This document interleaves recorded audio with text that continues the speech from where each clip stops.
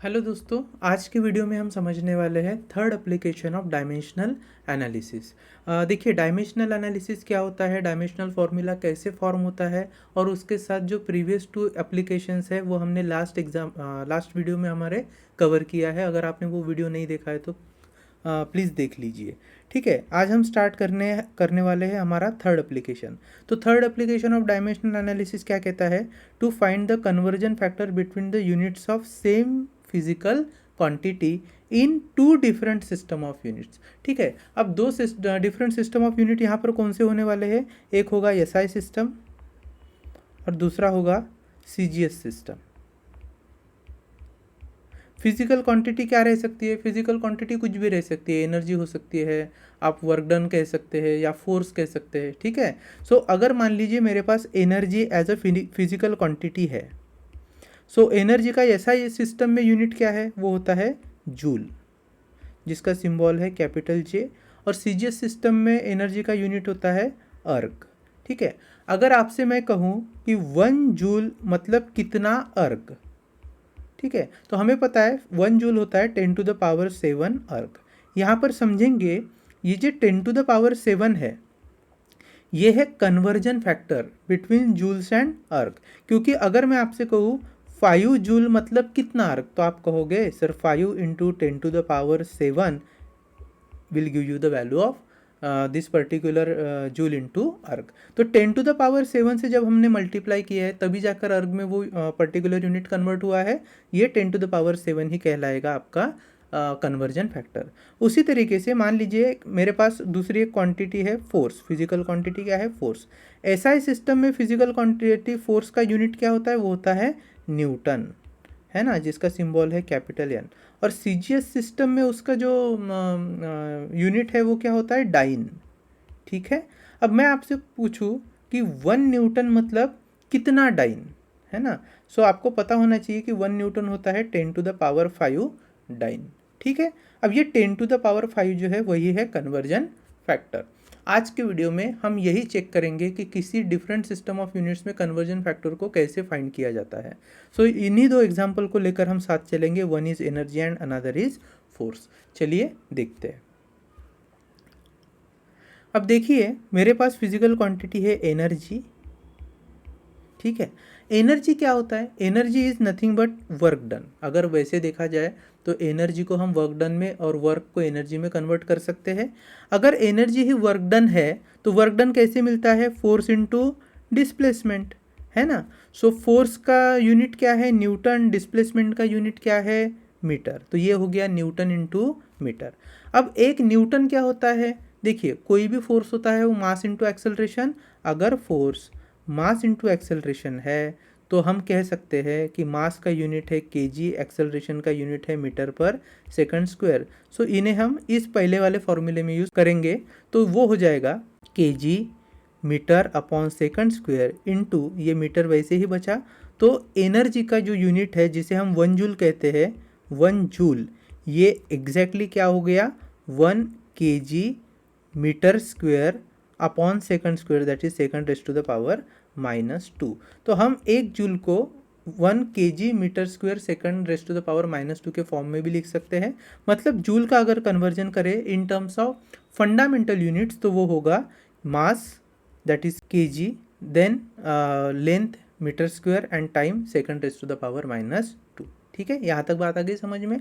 अब हम क्या करेंगे, इसको कन्वर्ट करेंगे सीजीएस सिस्टम में। तो मैं लिख रहा हूँ फिलहाल joule is equal to some conversion factor into erg. ठीक है, अब देखिए जूल को क्या लिखा जा सकता है? जूल को लिखा जा सकता है K G metre square second raise to the power -2, है ना। अब इस केजी को हम डायमेंशंस के फॉर्म में अगर लिखना चाहे तो क्या लिख सकते हैं? मास का m1, मीटर स्क्वायर के लिए l2 और टाइम के लिए t raise to the power -2 which is equal to, ठीक है, अब डायरेक्टली यहीं पे लिखते हैं which is equal to x times of, erg में भी डायमेंशंस तो सेम ही रहेंगे, भले वो सीजीएस क्वांटिटी है लेकिन डायमेंशंस तो उसमें भी मास, लेंथ और टाइम वैसे ही रहेगा। तो यहाँ पर भी मैं लिख रहा हूँ m1 l2 t raise to the power -2। बस हम क्या कर लेंगे, थोड़ा सफिक्स ऐड कर लेंगे ताकि मुझे समझ में आ जाए। यहाँ पर लेफ्ट हैंड साइड में जो मैंने फंडामेंटल क्वांटिटीज़ को लिया है वो एसआई सिस्टम के लिए है, और राइट हैंड साइड पर जो फंडामेंटल क्वांटिटीज़ लिए है वो सीजीएस सिस्टम के लिए। तो देख लेते हैं, मैं क्या करता हूँ, one suffix for SI system use करता हूँ। देखिए एसआई सिस्टम के लिए सफिक्स 1 और सीजीएस सिस्टम जो होगा उसके लिए सफिक्स 2 रखता हूँ। सो M1 L1 T1 उनके रिस्पेक्टिव पावर्स दिए हैं, यहाँ पर M2 L2 और T2 उनके रिस्पेक्टिव पावर दिए हैं। चलेगा, चलो अब हम क्या करेंगे, मुझे कन्वर्जन फैक्टर x फाइंड करना है, ठीक है। तो यहाँ इसे हम थोड़ा सा आइसोलेट कर लेते हैं, और उसके साथ में जो M2 L2 T2 वाले टर्म्स है वो हम लेफ्ट हैंड साइड में डिनोमिनेटर में लेके आ जाएंगे। चलिए लेकर आते हैं। सो M1 L1 का पावर 2 और T1 का पावर -2 डिवाइडेड बाय M2 का पावर 1, L2 का पावर 2 और T2 का power -2 is equal to x। ठीक है, अब आगे क्या करेंगे, M, L और T को उनके रिस्पेक्टिव डिनोमिनेटर में डिस्ट्रीब्यूट कर लेंगे। फिर क्या हो जाएगा, फिर हो जाएगा x is equal to M1 raised to the power 1 divided by M2 raised to the power 1, फिर होगा L1 raised to the power 2 divided by L2 raised to the power 2 and T1 raised to the power -2 divided by T2 raised to the power -2। ठीक है, combine करके हम इसे क्या लिख सकते हैं, M1 upon M2 combined power 1, L1 upon L2 combined power 2 and T1 upon T2 उनका कंबाइंड पावर हो गया -2। ठीक है, इतनी सारी स्टेप्स करने की ज़रूरत होती नहीं है, बट चूँकि हमें कंफ्यूज नहीं होना है इसके लिए मैं आपको यहाँ पर धीरे धीरे एक एक स्टेप को सॉल्व करके दे रहा हूँ। अब M1 जो है वो SI सिस्टम में है, और SI सिस्टम में M1 किसके लिए यूज़ किया जाता है, kg के लिए। अच्छा, M2 जो है वो CGS सिस्टम का है, तो CGS सिस्टम में M किसके लिए यूज़ होगा, ग्राम्स के लिए। ठीक है, सो kg अपॉन ग्राम्स को मैंने लिख लिया है रेस्ट टू द पावर 1। वैसे ही लेंथ में SI सिस्टम लेंथ में होती है मीटर, और L2 जो CGS सिस्टम में होगा वो होगा सेंटीमीटर। अब बात करते हैं T1 की, तो देखिए चाहे MKS सिस्टम हो, SI सिस्टम हो या फिर CGS सिस्टम हो, टाइम हमेशा सेकंड में ही होता है, और सेकंड का सिंबल है यस, तो ऊपर भी यस और नीचे भी यस, और उसका कंबाइंड पावर दे रहा हूँ मैं -2। लेंथ का कंबाइंड पावर क्या था, 2। ठीक है, अब देखिए क्या करेंगे, हमें ये जो x निकालना है वो CGS सिस्टम के लिए निकालना है, तो सभी यूनिट्स को पहले CGS में लेकर आते हैं। तो देखिए kg को अगर ग्राम करना होगा, आप देख पा रहे हैं यहाँ पर, यहाँ kg है, kg को ग्राम करना है, मीटर को सेंटीमीटर करना है, और सेकंड तो सेकंड ही रहेगा। ठीक है, तो चलिए करते हैं। kg को अगर मुझे ग्राम करना है तो k जो मेरा ये प्रीफिक्स है, उस प्रीफिक्स को क्या लिखना पड़ेगा, 10 to the power 3। So 1 kg is 1000 gram, that is 10 to the power 3 gram. तो मैं यहाँ पर लिख रहा हूँ 10 to the power 3 grams divided by grams. Okay, combined power is 1। Then metre को सेंटीमीटर करना पड़ेगा, कैसे होगा, 10 to the power 2 centimetre is 1 metre, therefore 10 to the power 2 centimetre divided by centimetre. फिर क्या बात आती है, सेकंड वैसे ही रहेगा, और रेस्ट टू द पावर -2, और यहाँ पे लेंथ का पावर कंबाइंड 2 था। ओके, चलिए अब हम क्या करेंगे, जो कैंसिल होता है उसे कैंसिल कर लेते हैं। क्या क्या कैंसिल होता है, देखिए ये g कैंसिल हो जा रहा है मेरा, सेंटीमीटर भी कैंसिल हो रहा है, और ये सेकंड भी कैंसिल हो रहा है। तो बच क्या रहा है, बच रहा है 10 to the power 3 raised to the power 1। ठीक है, उसे हम नहीं लिखेंगे, डायरेक्टली लिख लेते हैं 10 टू द पावर 3। फिर यहाँ पर क्या बच रहा है, 10 टू द पावर 2 और उसका स्क्वायर, और सेकंड तो वैसे ही कैंसिल हो गया, तो बचा है 1 रेस्ट टू द पावर -2। अब देखिए 1 रेस्ट टू द पावर -2 तो 1 ही होगा, तो उससे छोड़ देंगे। फिर यहाँ पर बचता है 10 to the power 3 into 10 to the power 2, 10 to the power 2 का power 2 is 4। So this comes around 10 to the power 7, क्योंकि 10 बेस से में पावर की एडिशन हो गई, 3 + 4 इज 7। तो x की वैल्यू क्या निकल कर रही, 10 टू द पावर 7। इसीलिए हम कह सकते हैं कि 1 joule is equal to 10 to the power 7 erg. ठीक है, इस तरीके से हमने क्या कर लिया है, एक सिस्टम ऑफ यूनिट में एनर्जी को, जो SI सिस्टम में था जूल, उसे कन्वर्ट कर लिया है CGS सिस्टम में जो था अर्ग। ठीक है, चलिए आगे बढ़ते हैं एक नए एग्जाम्पल के साथ। मान लीजिए मेरे पास है फोर्स। अब फोर्स जो SI सिस्टम में होता है, SI सिस्टम में उसे लिखते हैं न्यूटन, और CGS सिस्टम में उसे लिखते हैं डाइन। अगर मैं कहूँ कि 1 न्यूटन मतलब कितने डाइन, तो ये है मेरा कन्वर्जन फैक्टर x। चलिए देखते हैं, अगर ये न्यूटन देखा जाए तो न्यूटन क्या होता है, kg इंटू मीटर पर सेकंड स्क्वायर, हमने देखा था ना। फोर्स होता है मास इंटू एक्सेलरेशन, मास के लिए यूनिट है kg, एक्सेलरेशन के लिए यूनिट है मीटर पर सेकंड स्क्वायर। तो लिख लेते हैं kg metre second raised to the power -2, है कि नहीं, is equal to x into, यहाँ पर भी होगा इन टर्म्स ऑफ डाइन क्या होगा, kg के लिए होगा ग्राम, मीटर की लेंथ के लिए होगा सेंटीमीटर, है ना, आप ऐसे भी लिख सकते हैं। और सेकंड के लिए क्या होगा फिर, second raised to the power -2। चलिए डायमेंशंस के फॉर्म में लिखना होगा तो कैसे लिखेंगे इसे, यहीं पे डायमेंशंस के फॉर्म में लिखना होगा तो एक फोर्स का डायमेंशन होता है L1 m1 t -2, और इनका भी क्या होगा L1 m1 t -2, किस में, CGS में। अब बस हम क्या कर लेंगे, अपनी कन्वीनियंस के लिए सफिक्स ऐड कर लेते हैं। तो SI के लिए 1 सफिक्स है, और आपका जो CGS है उसके लिए हम 2 सफिक्स रख लेते हैं, ठीक है। तो चलिए x क्या हो जाएगा, L1 अपॉन L2, इनका कंबाइंड पावर आ जाएगा 1। हमने लास्ट एग्जांपल में देखा है अच्छे से, उसे फिर से आप चाहे तो रिपीट करके देख लीजिए एक बार। फिर होगा m1 divided by m2 raised to the power, combined raised to the power क्या होगा 1, एंड होगा t1 upon t2 raised to the power -2। देखिए क्या किया है मैंने, x को बस आइसोलेट किया है, तो यहाँ पर डिनोमिनेटर जो है वो लेफ्ट हैंड साइड के नीचे ला लिया है।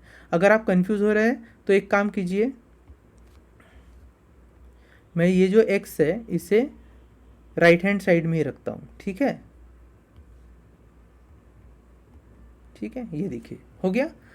अगर मैं x को राइट हैंड साइड में रखता हूँ तब शायद आपको दिक्कत ना आए, वरना ये तो सिंपल है। चलिए अब क्या करेंगे, L1 जो है वो है मीटर में, मीटर को डिवाइड करेंगे सेंटीमीटर के साथ, और इसका लिखेंगे रेस्ट टू द पावर 1। उसी तरीके से m1 जो है, m क्या है, मास है, तो मास को लिखेंगे kg डिवाइडेड बाय ग्राम्स, उसका भी पावर 1 है। और टाइम है सेकंड, तो second divided by second raised to the power -2 is equal to x। यहाँ पर क्या हो जाएगा, क्या क्या कैंसिल होता है, यस यस तो वैसे ही कैंसिल होता है, और बाकी के जो बचे हैं उन्हें क्या लिख सकते हैं, 1 metre is 10 to the power 2 centimetre, तो सेंटीमीटर अपॉन सेंटीमीटर, इसका कंबाइंड पावर है 1। kg के लिए 10 to the power 3 grams divided by grams, इसका कंबाइंड पावर है 1, और यहाँ पर बचता है सिर्फ 1 raised to the power -2 is equal to x। फिर से देखिए, सेंटीमीटर सेंटीमीटर भी कैंसिल हो रहा है, ग्राम ग्राम भी कैंसिल हो रहा है, तो आपके पास फाइनली क्या बचकर आता है, आपके पास आता है 10 टू द पावर 2 यहाँ से multiply by 10 to the power 3 यहाँ से, तो ये हो गया x is equal to 10 to the power 5, ठीक है। तो हम क्या कहेंगे कि सर 1 न्यूटन मतलब 10 टू द पावर 5 डाइन, ठीक है। इस तरीके से हमने क्या कर लिया है, दो सिस्टम ऑफ यूनिट्स में एक कोई भी फिजिकल क्वांटिटी को कैसे कन्वर्ट करते हैं उसका जो कन्वर्जन फैक्टर है उसे ढूंढ लिया है with the help of dimensional analysis. अभी आगे इस वीडियो में हम क्या पढ़ेंगे कि डायमेंशनल एनालिसिस के जो कन्वेंशनल 3 यूज़ है उससे हटकर भी कुछ लिमिटेशंस होते हैं। मतलब भले ही डायमेंशनल एनालिसिस बहुत ज़्यादा इंपॉर्टेंट है, लेकिन हर किसी चीज़ में डायमेंशनल एनालिसिस काम नहीं करता, तो उसके क्या लिमिटेशंस है उसे एक एक करके पढ़ेंगे। अब हम लिमिटेशंस ऑफ डायमेंशनल एनालिसिस अगर देखें तो सबसे पहला लिमिटेशन देखिए क्या लिखा है, the value of dimensionless constant can be obtained with the help of experiments only. Last time देखा है हमने जब time period of simple pendulum का रिलेशन निकाला था with respect to length of pendulum and acceleration due to gravity, वो क्या निकल कर आया था, t is equal to some के constant k under root of l upon g। और हमने कहा था कि ये जो कांस्टेंट है k, ठीक है, इस कांस्टेंट को हम डायमेंशनल एनालिसिस के साथ फाइंड नहीं कर सकते हैं। इन्हें अगर फाइंड करना होता है, इसकी अगर वैल्यू फाइंड करना होता है तो हमें वेरियस एक्सपेरिमेंट परफॉर्म करने पड़ते हैं, तो एक्सपेरिमेंटली इस वैल्यू को डिफाइन किया जा सकता है। और यहाँ हमने देखा था कि सिंपल पेंडुलम के केस में वो वैल्यू कितनी होती है, कांस्टेंट की 2 पाई। तो फॉर्मूला बन गया था t is equal to 2 pi under root of l upon g। याद आ रहा है आपको, ठीक है। अब यही इन्होंने कहा है कि कोई भी अगर डायमेंशनलेस कांस्टेंट है, ये जो k था वो डायमेंशनलेस कांस्टेंट था। तो ऐसे डायमेंशनलेस कांस्टेंट की वैल्यू को अगर आपको ऑब्टेन करना है तो आप डायमेंशनल एनालिसिस की हेल्प नहीं ले सकते हैं, ठीक है। So this is your first limitation. अब देखते हैं सेकंड लिमिटेशन। सेकंड लिमिटेशन क्या कहता है? सेकंड लिमिटेशन क्या कहता है? Dimensional analysis can not be use to derive relations using trigonometric, exponential and logarithmic functions as this quantities are dimensionless. अब ट्रिग्नोमेट्रिक क्वांटिटी मतलब क्या होता है? आपको याद होगा साइन, कॉस थीटा, है ना, या फिर टैन जैसी ये जो सभी वैल्यूज़ होती है, sine, cos, tan, cot, cosec, है ना, सेक, कोसेक, तो ये सभी जो है वो ट्रिग्नोमेट्रिक वैल्यू है। तो इनको भी फाइंड करने के लिए या फिर इनसे जुड़े कैलकुलेशंस में हम डायमेंशन एनालिसिस यूज़ नहीं करते हैं। फिर होता है exponential function, e raise to the power वाला, है ना, e raise to the power 2x, e raise to the power omega, e raise to the power lambda t. अगर इस तरीके से कुछ भी कोई फंक्शंस है तो इनके लिए भी डायमेंशनल एनालिसिस नहीं यूज़ होगा।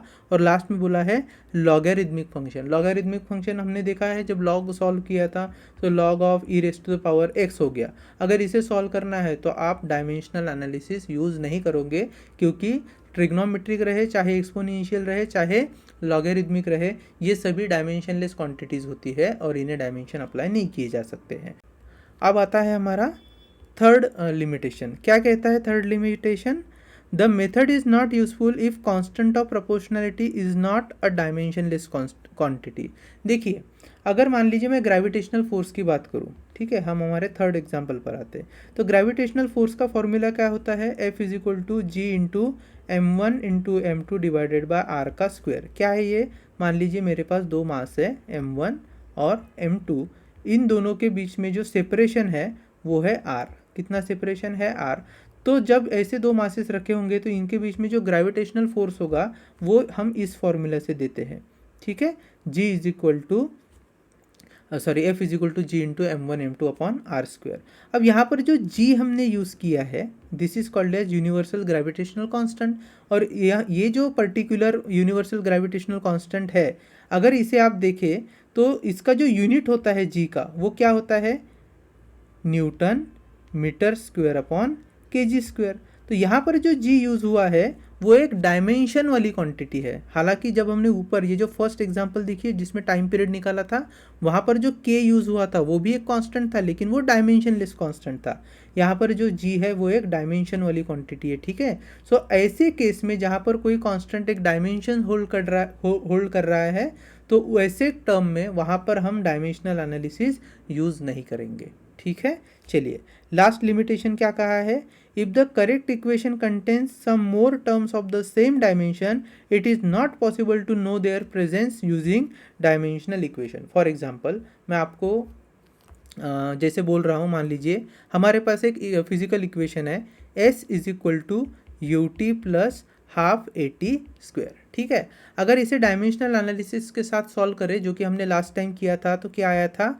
L इज इक्वल टू या फिर L का पावर 1 इज इक्वल टू, यहाँ पर भी आता था L का पावर 1 प्लस हाफ ऑफ, यहाँ पर भी आता था L का पावर 1, ठीक है। यही इसी इक्वेशन को मान लीजिए मैं इस तरीके से लिखूँ कि S is equal to half AT square, और इसका भी अगर डायमेंशनल फार्मूला निकालना चाहूँ या फिर डायमेंशनल एनालिसिस करूँ तो यहाँ पर भी S का जो डायमेंशन है वो है L1, और इधर भी आ जाएगा हाफ इंटू एक्सेलरेशन के लिए है L1t माइनस 2 इंटू टाइम का स्क्वायर है t raise to the power 2, t to the power minus 2, t to the power 2 बन जाएगा t to the power minus 2 plus 2 that is 0, और t टू द पावर 0 is 1। So ultimately क्या निकल के आता है? L1 is equal to half of L1, ठीक है। तो यहाँ पर लेफ्ट हैंड साइड के डायमेंशन और राइट हैंड साइड के जो डायमेंशन है वो एग्जैक्टली मैच हो गए, तो हम तो बोल ही लेंगे भैया कि ये भी इक्वेशन डायमेंशनली करेक्ट है। लेकिन एक्चुअल में क्या हुआ है? इस इक्वेशन में एक टर्म मिसिंग है। कौन सी टर्म मिसिंग है? यूटी वाली टर्म मिसिंग है। ये देखिए यहाँ पर हमने देखा था ना S is equal to u t plus half AT square. तो उन्होंने जो फोर्थ लिमिटेशन है, फोर्थ लिमिटेशन में यही कहा है। क्या कहा है? कि if the correct equation contains some more terms of the same dimension it is not possible to know about their presence using dimensional equation, ठीक है। यहाँ पर देखिए प्लस यू टी जो होना चाहिए था इसके प्रेजेंस को हम आइडेंटिफाई ही नहीं कर पाए हैं, ठीक है। सो ये 4 तरीके के लिमिटेशन है डायमेंशनल एनालिसिस के। अब आगे के वीडियो में हम एरर एस्टिमेशंस पढ़ेंगे, ठीक है। चलिए।